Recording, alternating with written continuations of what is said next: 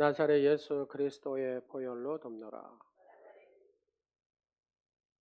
나사렛 예수 그리스도의 보혈로 덮노라. 아멘. 예수 그리스도의 강력한 보혈이 여러분의 삶의 전부, 여러분의 인격적인 모든 삶 가운데 임한 줄로 믿으시기 바랍니다. 수요일 날이요 가서 다른 교회에서 예배를 드리는데 툭송을 하더라고요. 네, 아들, 아들, 아들, 딸, 딸, 그리고 엄마 6명이 딱 나와서 기뻐하라 하면서 그 찬양 있잖아요. 그 찬양을 하면서 율동을 막 하니까 그 예배에 오시는 모든 분들이 다 이렇게 조용히 있다가 앞에 나와서 자녀들이 딱 서서 율동을 하면서 특송하니까 전부 다 이렇게 바뀌는 거예요. 하나님의 나라가 여러분의 심령과 여러분의 가정 가운데 임하시기를 간절히 축원합니다. 그래서 설교를 하나님의 나라를 해야 되겠다. 수요일 날 마음을 먹었어요. 그래서 오늘 설교 제목이 뭐예요? 하나님의 나라거든요. 그렇게 그 분위기가 쫙 깔아져 있는 분위기가 그냥 이거 한번 하니까 예배 분위기가 확 바뀌면서 그 목사님 설교도 이렇게 패턴이 저처럼 막 이렇게 한 게 아니라 일률적입니다. 이렇게. 그래도 그 한 번에 마음이 확 바뀌니까 전부 다 눈을 또랑또랑 뜨고 예배를 드리더라고요. 그래서 여러분 눈도 저랑 한번 마주치게요. 사람 등 뒤에 앉아있지 말고 조금 비껴서 이렇게 얼굴을 보면서 말씀을 듣더라고요. 고난의 역사를 살아온 우리의 민족의 근대사를 가만히 보면 어째요. 삶에 즐기는 여유가 없었어요. 허락되지 않았죠. 그래서 인생의 자유와 행복을 꿈꾸기에는 현실이 넉넉하지 못했다고 말이에요. 지금은 여유가 있어서 춥고 배고픈 그 시절 얘기하면서 재미있는 옛날 추억을 말합니다. 그러나 그 시절에 당사자들이 얼마나 힘들었겠나. 어르신들은 아마 너무 힘든 세월을 사셔서 그때 참 힘들었죠. 오늘날의 삶을 딱 돌이켜보면서 옛날에 그 나를 비교해 봅니다. 정말 많이 좋아졌잖아요. 경제적으로 너무 윤택해졌고 삶의 행복과 또 어떤 나의 삶의 가치를 위해서 어떻게 하면 내가 사회에 봉사하고 섬김으로 그렇게 살아갈 것인가. 그러면서 많은 사람들이 사회에 봉사하는 사람들이 많이 생겼습니다. 성도들의 면도 그러죠. 신앙생활의 양식도 많이 바뀌었습니다. 어렸을 때도 보면 보통 권사님들, 집사님들 와가지고 한 맺힌 기도, 주여 예배당에 와가지고 밤새도록 철야하며 통곡하는 성도들이 많았습니다. 그러나 요즘의 신앙생활에 있어서는 어째요? 걱정스러울 만큼 많이 달라졌습니다. 하나님께서 우리 민족에 많은 복을 내려주셔서 생활에 윤택해지니까 하나님 앞에 구하자.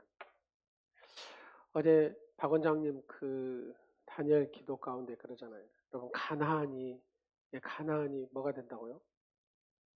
네, 이 가나안이 내게 행복이 아니다.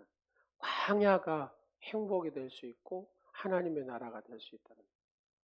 너무 편하다 보면 하나님을 안 찾는다.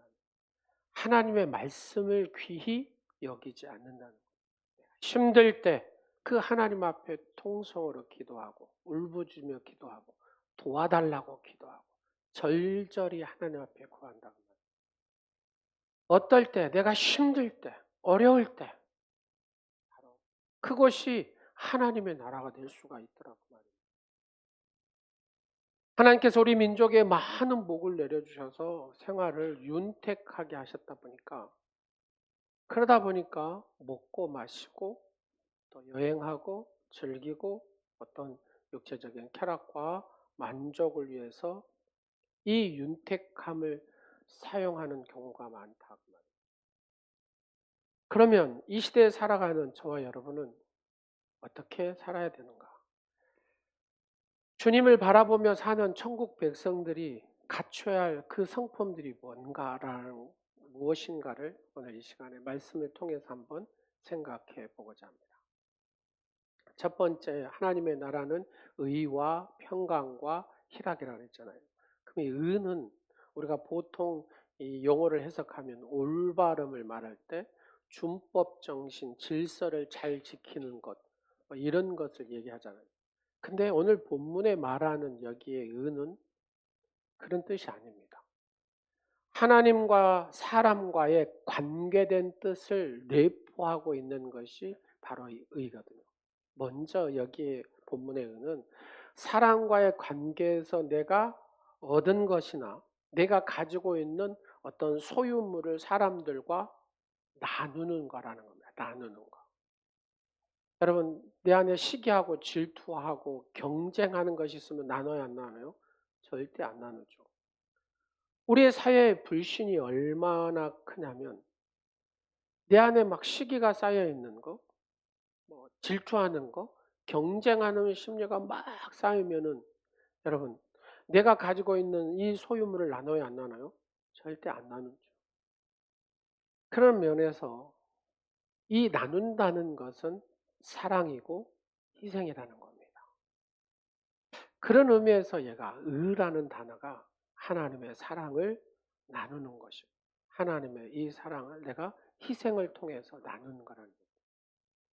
다음으로 의는 뭐냐면 하나님께 드리는 예배가 의라는 겁니다. 이 예배를 소홀히 하면 내가 의롭지 못해요. 의롭지 못하면 하나님 나라에 거할 수 있어요? 못해요? 그건 없어요. 그래서 이 의라는 것은 하나님과의 바른 관계를 여러분 생각을 해야 된다는 거예요. 의는 어디로부터 온다? 하나님께로부터 오는 것이 의거든요. 예배는 하나님께 최고의 어떤 존경심, 최고의 예의를 갖추는 행위가 예배거든요. 우리가 다양한 모양과 의미로 하나님께 드리는 것은 드리는 만큼 하나님을 경외하는 마음이 크다는 뜻입니다. 자, 내가 의로우면 하나님께 드릴 것을 마땅히 드리고 있는가를 먼저 생각해 보아야 한다는 거예요. 여러분 의로우십니까? 갑자기 멍해지셔. 의로우십니까? 의로운 사람은 하나님 앞에 드려야 된다는 거예요. 무엇을요? 사랑을. 무엇을요? 나의 행동에 이 사랑과 희생을 말입니다. 무엇을요? 예배를 말입니다. 사랑하는 여러분, 전심으로 하나님 앞에 예배하는 자가 되시기를 간절히 축원합니다. 투구 경기가 진행되는 동안에 여러분 소 아시죠? 소. 이 소는 스스로 투구장 어떤 한 공간을 딱 지정을 한답니다. 그 소가 지정한 그 공간이 어디냐면은 케렌시아라고 합니다. 케렌시아. 소는 그곳에서 뭘 하냐? 숨고르기를 하고 다시 싸울 쉼을 이 케렌시아에서 얻는답니다. 그래서 대문호 해밍웨이가 이 투구 경기를 유의하기 위해서 이 투구장을 100번 이상 이 투구장을 다녔답니다. 근데 이 케렌시아가 있으면 소는 말할 수 없이 강해진다고 그러네요. 그래서 케렌시아가 있는 이상 이 투구사는 소를 절대로 넘어뜨릴 수가 없대요. 왜요? 이 소가 딱 그 케렌시아에 딱 머물면은 어떤 것도 두려워하지 않는데요. 이 케렌시아는 소가 아는 자리고 지치는 소가 안식처, 피난처 그런 개념입니다. 케렌시아. 그러니까 이 케렌시아의 자리에 딱 서는 순간에 이 소는 안식을 얻는 거예요. 또 피난처다 보니까 두려움이 없어요. 그러면서 이 강력한 스스로 힘을 딱 갖춘다는 거예요. 그래서 투구사가 이렇게 해도 이렇게 두려워하지 않는다는 겁니다. 그래서 투구사는 이 소를 이기기 위해서는 반드시 알아야 될 게 뭐냐면 이 케렌시아를 찾아서 절대로 이 케렌시아에 들어오지 못하도록 투구사가 이 소를 막아야 이 소를 이길 수가 있다고. 그래서 여러분 스페인 가서 딱 이렇게 보면은 뭐가 있어요? 투구 이런 거 하잖아요. 이 소가 머무는 케렌시아를 탁 오지 못하도록 막아버리면 그때 투구사가 이길 수 있대요. 그리스도인에게도 이 케렌시아가 있습니다. 옆 사람한테 한번 물어보세요. 당신의 케렌시아는 어디입니까? 시작. 바로 이 자리입니다. 주일날 하나님 앞에 예배하는 이 자리가 나의 피난처고 안식처인 케렌시아인 줄로 믿으시기 바랍니다. 우리를 넘어뜨리기 위해서 이 마귀가 할 수 있는 가장 중요한 일은 뭐냐?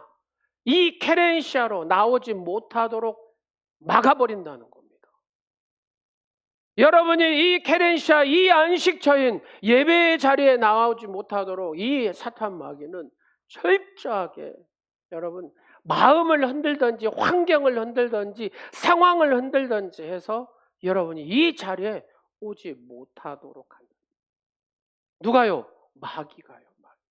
여러분이 정말로 안식을 누리지 못하도록 피난처 대신 예수 그리스도 안에 들어오지 못하도록 이 마귀는 여러분의 케렌시아를 막아버린다.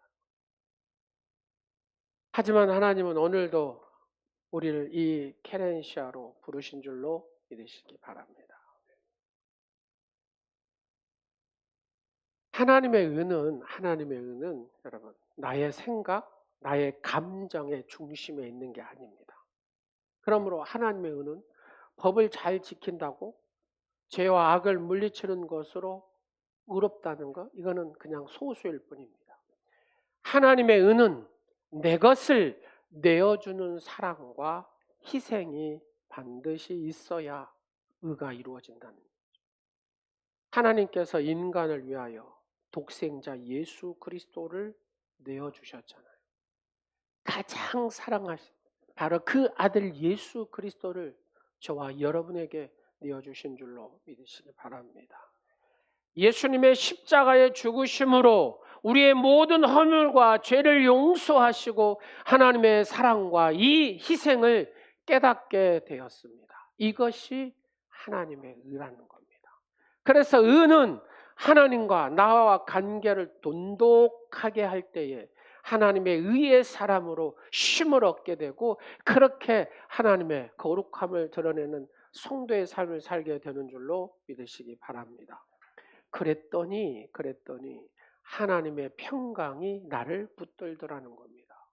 여러분 흔히 고난, 고통, 슬픔이 없는 상태를 우리는 용어적으로 뭐라 그래요? 평강 또는 평안 이런 생각을 합니다.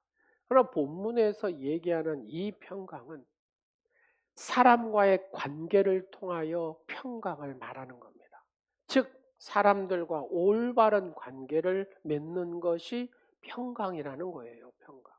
근데 이 평강은 어디로부터? 내가 하나님과의 관계를 잘 맺은 의로부터 시작해서 평강이 우리에게 이렇게 이루어진다는 거예요. 그러니까 여러분 사람들과 어떤 일로 의견 충돌을 해요. 의견 충돌을 하고 갈등이 생기면 자, 옆 사람 한번 봐보세요. 의견 충돌이 있고 갈등이 생기면 마음에 평강이 와요, 안 와요? 그렇죠. 평강이 안 와요. 자, 그러면 이것도 한번 생각해요. 모든 일이 내 뜻대로, 내 소원대로 다 돼요. 그럼 평강이 와요, 안 와요? 와요? 안 와요? 와요. 예. 중요한 것은 여러분 팍스 로마라고 로마가 어떻게 평강을 이뤘어요? 강력한 폭력으로. 그러잖아요. 때려잡았다고 말입니다. 그러니까 누가 반항을 해야 안 해요? 안 해요. 그래서 평화가 이루어진 겁니다. 내 뜻대로, 내 하고 싶은 대로, 내 생각대로 소원이 다 이루어져 버리면 그러면 다른 사람, 자, 한번 옆 사람 봐보세요. 내 뜻대로, 내 소원대로 다 됐습니다. 그러면 이 사람은 어쩌라고? 이 사람은 어쩌라고요? 예, 이 사람은 그러면 나와 상대되는 사람은 너무 슬프고 고난스럽고 아파해. 근데 나는 행복하다 그래. 그럼 이게 평강입니까? 아니라는 얘기입니다. 그래서 내 소원대로 내 뜻대로 되어진다고 이게 평강이 아니라는 겁니다. 사고 중심이 나에게 있으면 뭐가 깨져요? 평강이 깨져요. 하나님의 평강은 나의 중심이 아니라는 얘기입니다. 더불어 함께 하는 것이 평강인 줄로 믿으시기 바랍니다. 사람이 사는 날 동안에 평화가 얼마나 중요하냐면요. 예수님께서 산상수훈을 통해서 이렇게 말씀합니다. 마태복음 5장 9절 말씀을 다 같이 보겠습니다. 시작. 화평케 하는 자는 복이 있나니 그들이 하나님의 아들이라 일컬음을 받을 것이며. 여러분, 화평케 하는 자가 복이 있는데 이 화평케 하는 자는 뭐라고요? 하나님의 자녀라. 하나님의 자녀라는 겁니다. 할렐루야. 여러분 늘 어느 곳에 섰던지 간에 화평케 하는 자가 되시기를 간절히 축원합니다. 하나님의 자녀는 화평케 하는 자다 그 말입니다. 다시 말하면 화평을 깨는 사람은 하나님의 자녀가 아니다. 그런 얘기잖아요, 이 얘기가. 예수님이 우리에게 직접 하신 말씀이잖아요. 그래서 악인에게는 여러분 평강이 있어요, 없어요? 없어요. 이사야 48장 22절에 이렇게 얘기합니다. 시작. 여호와께서 말씀하시되 악인에게는 평강이 없다 하시느니라. 여러분 이사야 59장 8절 말씀도 한번 봐보실래요? 시작. 그들은 평강의 길을 알지 못하며 그들이 행하는 곳에는 정의가 없으며 굽은 길을 스스로 만드나니 무릇 이 길을 밟는 자는 평강을 알지 못하느니라. 악인은 평강이 없다 그 말입니다. 그러면 어떤 사람이? 하나님을 사랑하는 사람, 하나님의 의를 아는 사람, 더불어서 화목을 이룬 사람이 바로 하나님의 이 평강을 얻게 되는 줄로 믿으시기 바랍니다. 그러면 교회 생활을 한번 적용해 보겠습니다. 교회 생활을 행복하게 하려면 내 마음에 뭐 해야 돼요? 그렇죠. 평강해야 됩니다. 내 마음 평화로워져야 됩니다. 자, 그러면 평화로운 교회의 모습 자체가, 자, 우리 교회의 모습을 보면서 여러분의 얼굴을 보면서 여러분의 행동하는 모습을 보면서 자, 기쁨이 넘쳐요. 늘 봐도 평안스러운 얼굴이에요. 그러면 안 믿는 분이 여러분을 보면서 시작. 어떻게 하면 당신 같은 얼굴을 가질 수 있습니까? 그러지 않겠어요? 자, 옆 사람 봐보세요. 시작. 어떻게 하면 당신 같은 얼굴을 가질 수가 있겠습니까? 시작. 그러면 뭐라고요? 여러분은 시작. 예수. 예수. 예수님을 잘 믿으면 나와 같은 얼굴이 됩니다. 이게 이렇게 되는 거잖아요. 그죠? 네. 할렐루야.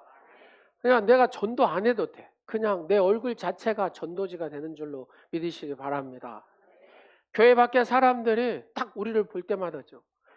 아, 믿는 자들은 저렇구나. 저렇게 아름답구나. 저렇게 희망이 있고 저렇게 평강하구나. 평화롭구나. 저런 기쁨을 가지고 살구나. 아, 저들과 함께 하고 싶다. 오늘의 성도들과 함께 하고 싶다. 바로 이 평화로운 모습이 여러분의 있기를 간절히 축원합니다. 이것이 사도행전의 초대교회의 모습이었다 그 말입니다. 초대교회 성도들이 그렇게 살았어요. 그렇게 막 먹고 나누고 그러면서 행복한 얼굴로 막 나누니까 세상 사람들이 딱 보고 어째요? 이야, 당신 같은 얼굴 나도 갖고 싶다고 막 하면서 어째요? 막 숫자가 늘어났다고 그러잖아요. 이게 어디에 있는 얘기예요? 사도행전에 있는 얘기잖아요. 사도행전에 여러분. 자, 그래서 예수님이 우리에게 이런 말씀을 합니다. 사도 바울이 자, 한번 보겠습니다. 로마서 12장 18절 말씀. 시작. 할 수 있거든 너희로서는 모든 사람과 더불어 화목하라. 더불어 민주당이 아닙니다. 더불어 화목하라고 얘기합니다. 할렐루야. 사랑하는 여러분, 여러분 한 사람 한 사람 더불어 화목하기를 간절히 축원합니다. 노예 서기를 하다 보니까 이게 일이 엄청나게 많긴 하대요. 근데 이 자리가 뭐 하는 자리냐면은 더불어 화목하게 하는 자리더라고요. 제가 잘못하면 어째요? 분란이 일어날 수 있는 자리이기도 하고, 내가 잘하면 더불어 화목하게 하는 자리이기도 하더라고요. 사랑하는 여러분, 저를 위해서 열심히 기도해 주시기 바랍니다. 노예에서도 더불어 화목하게 하는 목사, 우리 오늘의 교회에서도 더불어 화목하게 하는 목사가 되도록 지혜를 달라고 여러분 기도해 주시기 바랍니다. 내가 하려고 해서 이거 하는 것도 아닙니다. 내가 아무리 하고 싶다고 나 시켜주라 해도 절대 할 수 있는 자리가 아닙니다. 하나님의 선하신 뜻 가운데 이끄시는 거죠. 여러분 가서 노예를 아시는 분들 가서 보세요. 서기 자리라는 자리가 내가 하고 싶다고 해서 하는 자리가 절대 아닙니다. 하나님이 이끄시고 또 우리 교회 여러분들이 또 이만큼 하나님이 세우셔서 또 섬길 수 있도록 하나님의 역사 가운데 이렇게 만들어 가신 거지. 여러분 진짜 하고 싶어 하는 목사님도 많아요. 근데 본인이 하고 싶다고 해서 이 자리에 갈 수 있는 것도 아니에요. 내가 안 하고 싶다고 해서 또 안 할 수 있는 자리도 아니기도 합니다. 사랑하는 여러분. 그래서 우리의 모든 삶 가운데 누구를 만나든지 간에 어떤 모임이 있든지 간에 더불어서 나를 통하여 화목하게 만드는 그런 하나님의 지혜자가 되시기를 간절히 축원합니다. 히브리 기자도 히브리서 12장 14절에 이렇게 얘기해요. 시작. 모든 사람과 더불어 화평함과 거룩함을 따르라. 이것이 없이는 아무도 주를 보지 못하리라. 여러분, 화평함과 거룩함을 따르지 않으면 누구를 못 봐요? 주님을 보지 못한대요. 그래서 평화는 누구와 관계가 발라야 돼요? 하나님과 올바른 관계에서 온다 그 말입니다. 하나님의 평화로 마음을 내가 체험해야 하나님의 아들로서 딸로서 하나님의 자녀로서 그렇게 살아갈 수 있다 그 말입니다. 여러분 더불어서 화목할 수 있는 여러분의 삶이 되시기를 간절히 축원합니다. 세 번째로 의와 평강과 그 다음에 뭐예요? 실학입니다. 실학의 본래의 뜻은 자기를 즐겁게 하는 게 아니에요. 남을 즐겁게 하는 것이 이 본래의 실학, 기쁨의 뜻입니다. 그러나 여러분 내 자신이 먼저 기쁨이 없으면 즐거움이 없으면 남을 즐겁게 할 수 있어요? 그럴 수 없어요. 내가 불행하고 슬픈 가운데 있다면 이웃을 기쁘게 하고 즐겁게 할 수 있어요? 그럴 수 없어요. 내가 기뻐하고 즐거워하는 자가 있으면 한번 봐보세요. 뷸라 찬양대, 뷸라 찬양대가 있잖아요. 이 뷸라 찬양대 뜻이 뷸라가 뭐죠? 예, 여러분 결혼한 신부는 행복해요, 우울해요? 한번 보세요. 뷸라 찬양대 행복한 얼굴인가, 우울한 얼굴인가? 예수님의 신부로서 이렇게 밝은. 근데 여기에서요 한 사람이 인상을 딱 쓰는 거예요. 인상을 쓰고 그 다음에 지휘자 말도 안 듣고 자기 마음대로 막 하는 거예요. 그러면 이 분위기가 어떻게 되겠습니까? 자, 예, 전라도 말로 개판 되는 거죠. 예. 이게 안 된다는 겁니다. 이 분위기를 한 사람이 딱 망쳐버릴 수도 있고, 근데 한 사람이 이 분위기를 어째요? 완전히 바꿔낼 수도 있다고 말이에요. 할렐루야. 그래서 여러분 스스로가 여러분이 행복하도록, 여러분이 항상 기쁘도록 여러분 영적 관리를 해야 될 줄로 믿습니다. 그래서 하나님과 늘 관계를 잘 해야 내 마음이 평강하고 바로 여기에 기쁨을 갖게 되는 거죠. 그러나 여러분 불행, 슬픔 가운데 있는 사람은 전체적으로 어둡게 만듭니다. 우울하게 만듭니다. 그러므로 남을 기쁘게 하려면 먼저 자신이 하나님 위로부터 내리는 기쁨 가운데 충만해야 될 줄로 믿으시기 바랍니다. 그래서 실학의 비결은 뭐냐? 물질도 아니고 육체적인 것도 아닙니다. 성도의 실학은 하나님의 은혜를 체험해야 돼요. 주님의 십자가의 은혜를 체험해야, 여러분 어제 박 원장님 보셨잖아요. 주님의 십자가의 은혜를 체험하니까 남을 위해서 그 매달 락도를 이렇게 배 타고 여러분 가서 섬기는 거 쉽습니까? 쉬운 일이 아닙니다. 초대 교인들은 하나님의 은혜를 체험한 사람들입니다. 십자가의 사랑을 체험했기 때문에 그들의 모임에는 항상 기쁨이 있었고 그 기쁨의 열매가 전도의 열매로 나타난 줄로 믿으시기 바랍니다. 그래서 사도행전 2장 46절 47절 말씀을 한번 보세요. 시작. 날마다 마음을 같이하여 성전에 모이기를 힘쓰고 집에서 떡을 떼며 기쁨과 순전한 마음으로 음식을 먹고 하나님을 찬미하며 또 온 백성의 찬송을 받으니 주께서 구원받은 사람을 날마다 더해. 이 말씀에 다 들어 있습니다. 날마다 마음을 같이 하면서 성전에 모여서 떡을 뗐다는 거잖아요. 여러분, 먹고 이렇게 하면서 기쁨으로 찼다는 얘기입니다.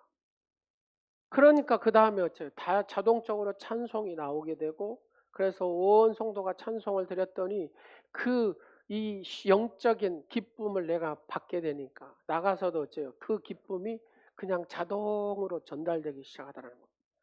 그러고 나니까 어째요? 나도 예수 믿겠다고, 나도 예수 믿겠다고 막 몰려들기 시작했다는 거예요. 그래서 하나님의 구원의 역사가 아름답게 이루어졌다는 얘기입니다. 이게 뭐냐? 하나님의 나라더라는 겁니다. 하나님의 나라, 하나님과의 의의 관계가 형성이 되니까 하나님의 평강이 임하게 되고 하나님의 기쁨의 역사가 이루게 되고, 그러면서 아름다운 나눔의 역사가 이 전도의 열매로 나오게 되더라는 겁니다. 사도행전 5장 41절에 사도 이렇게 합니다. 시작. 사도들은 그 이름을 위하여 능력을 받는 일에 합당한 자로 여기심을 기뻐하면서 공회 앞에 떠나니. 여러분, 내가 지금 핍박을 받는데 뭐라고요? 기쁨으로 받았다는 겁니다.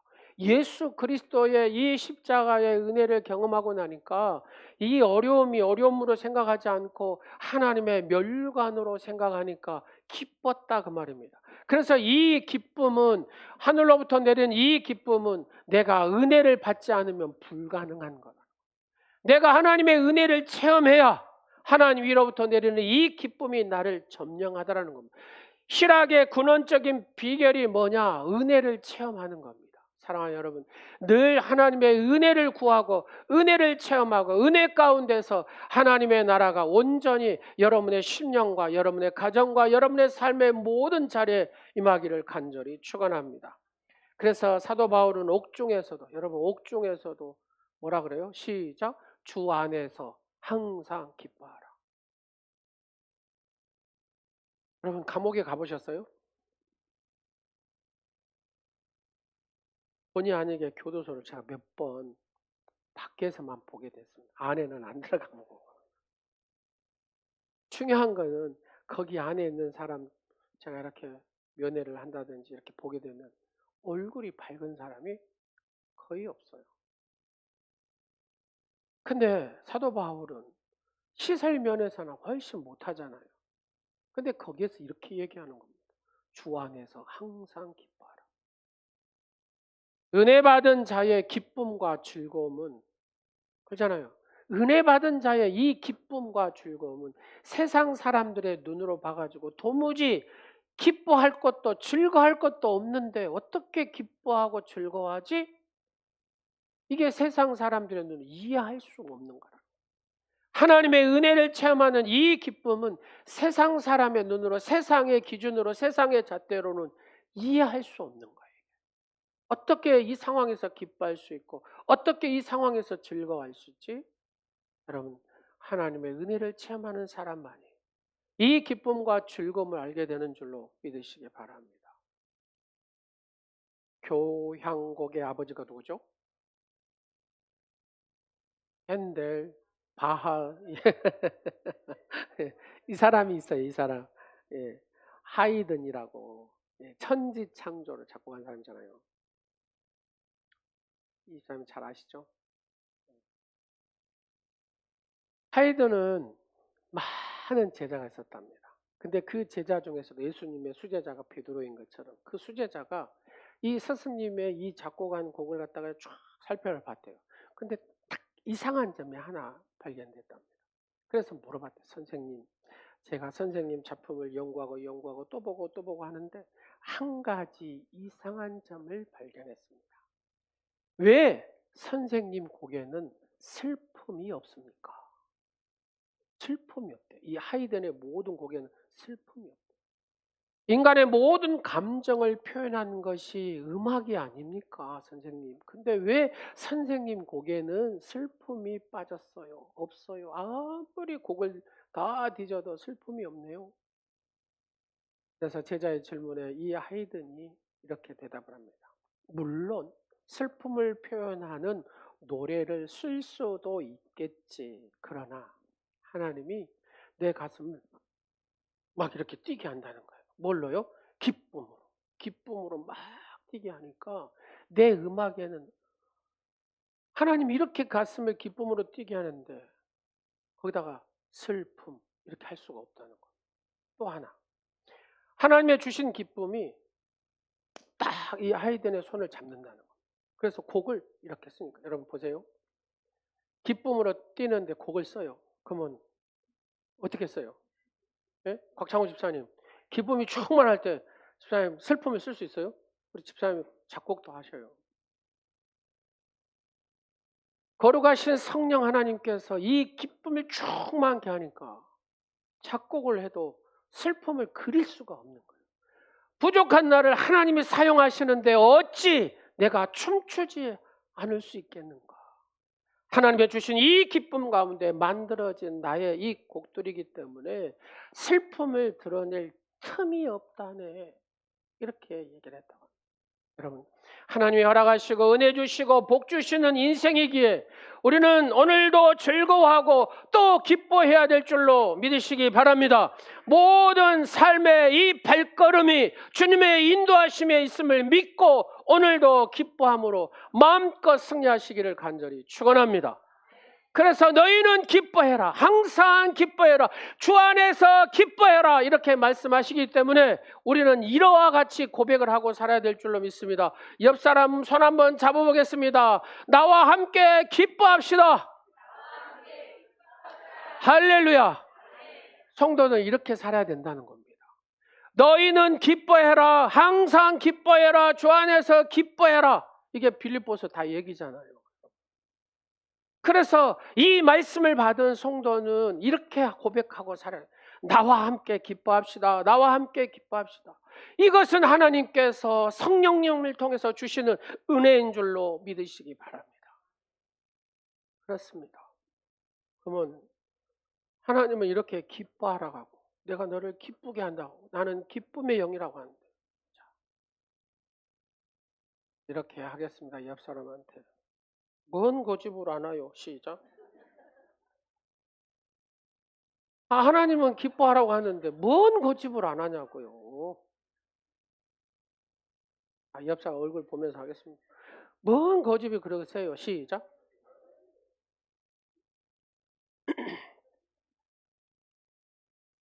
여러분 이 한마디가 웃음이 오잖아요. 행복하잖아요. 뭔 고집으로 우리가 버팅기고 있는가 몰라요. 설교 시간에 이런 얘기하면 조금 그러긴 한데 제가 목회를 이제 거의 한 30년 이렇게 되잖아요.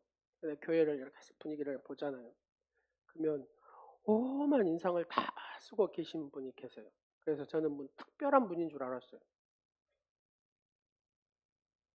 특별하지 않아요. 인상 쓴 쪽으로 특별하죠.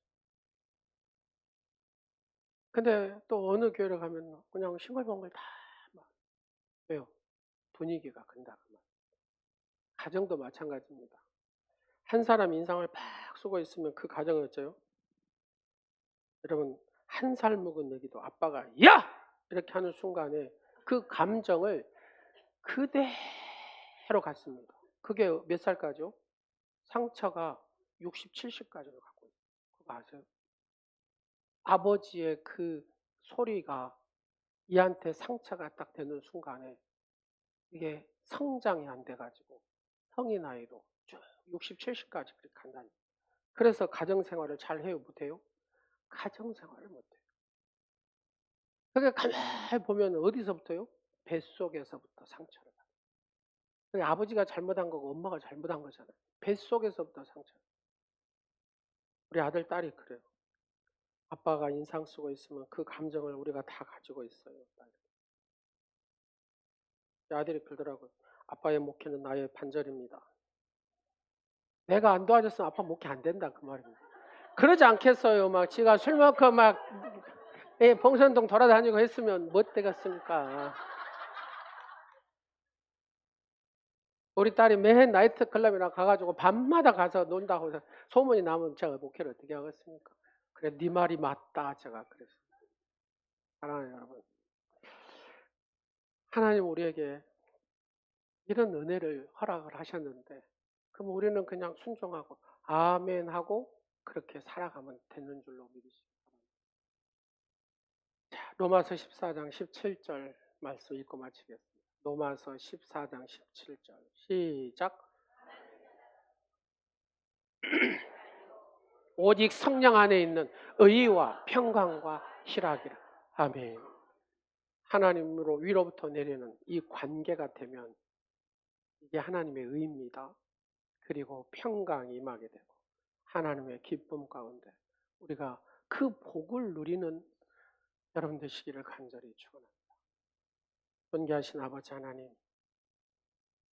하나님과 바른 관계를 통하여 의를 이루게 하시고 인간과의 바른 관계를 통해서 평강을 주는 자가 되게 하시고 하나님 내게 주신 기쁨을 누리는 복된 오늘의 지체와 오늘 예배하는 사랑하는 모든 성도들이 되게 하옵소서.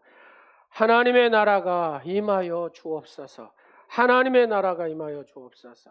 하나님의 나라가 임하여 주옵소서. 예수님의 이름으로 기도드립니다. 이 노래가 조금 어렵긴 한데 한번 배운다 생각하고 주의 나라가 임할 때 백합 찬양 크게 불러주세요. 주의 나라가 임할 때 주의 나라가 임할 때 하나님의 임재 하나님 임재하실 때 예배가 회복되고 기적은 일어나는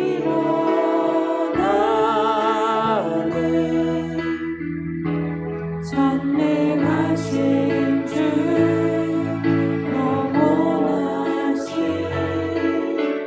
능력의 통치자 자유가 선포되어 주 백성 돌아오네. 하나님만 하나님 나라 임하소서. 가족의 능력과 위엄 놀라운 사랑의 기적의 하나님 지금 이곳에 오소서.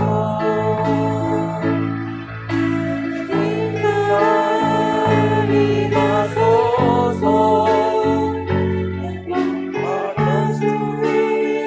능력과 위엄 놀라운 사랑의 기적의 하나님 지금 이곳에 오소서.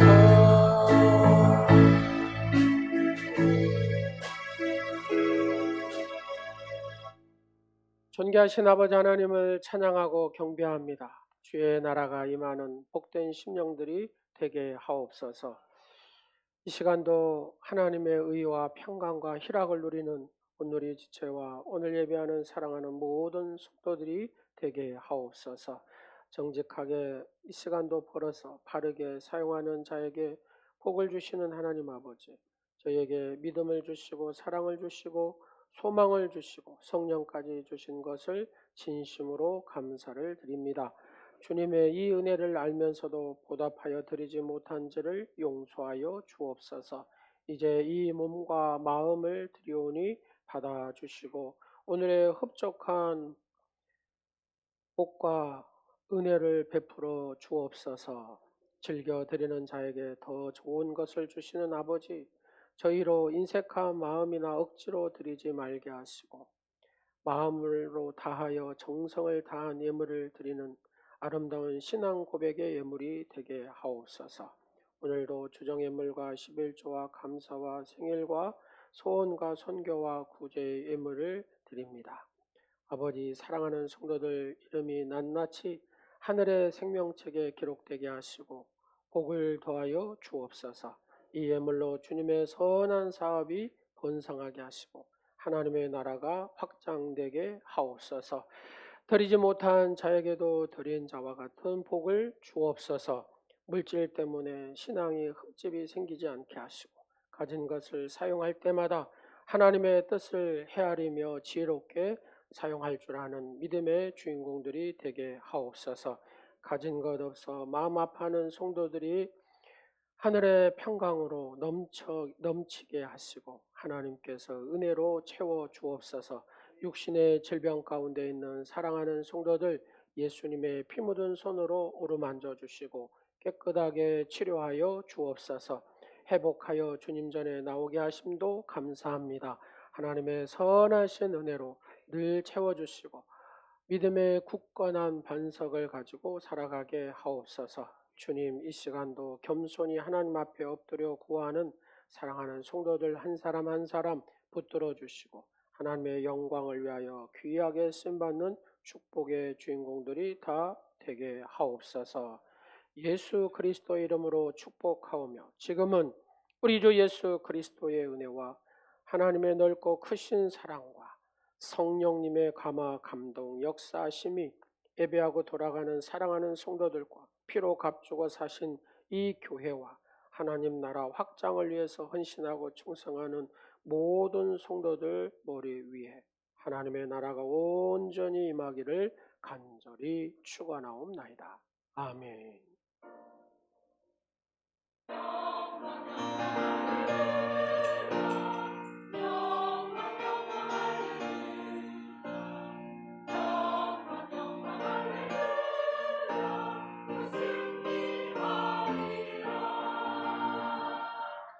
하나님께 영광의 박수 드리겠습니다. 네, 오늘 양육 수료를 하도록 하겠습니다. 우리 청년 박미림 청년 나올래요?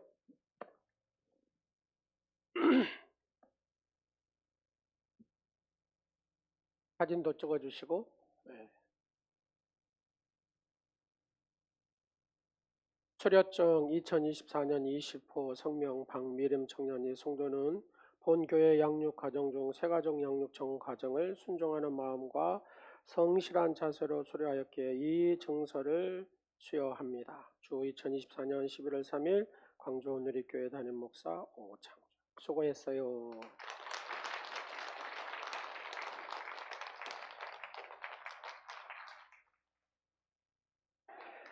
양육자 이세연 집사님. 예.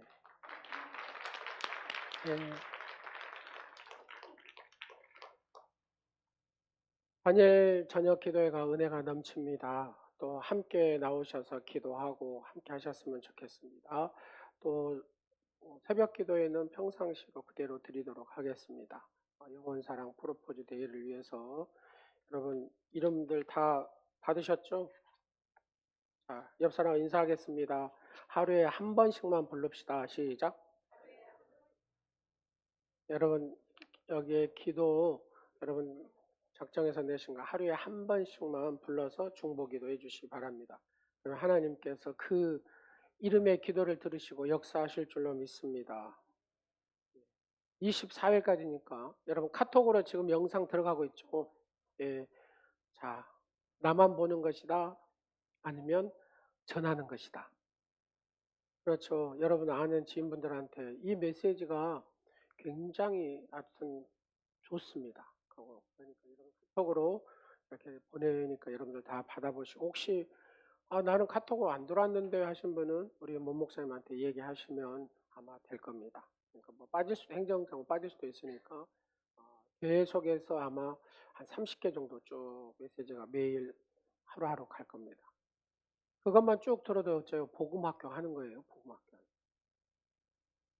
아셨죠?